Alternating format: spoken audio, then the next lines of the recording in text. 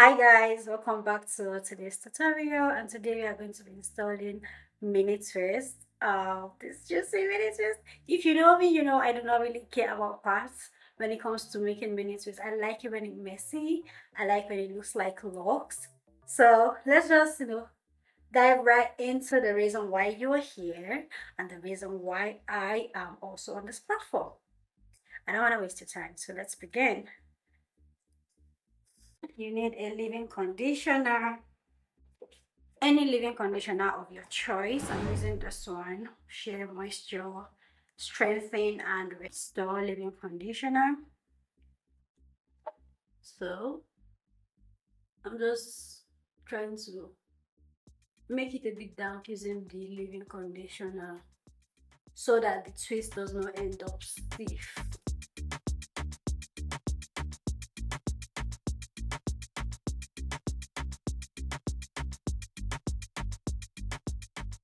Separate it in two and just start twisting it towards the left, back to the right.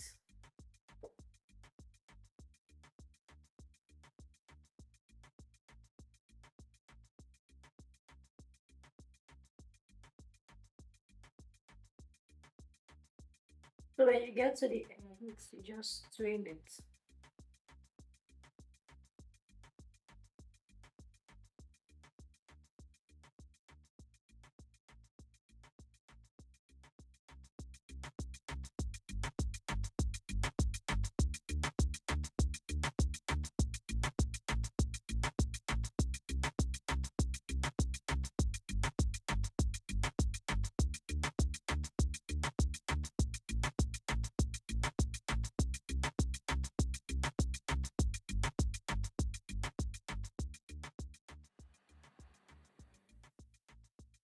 When you get to the end of your twist, just twirl it like this.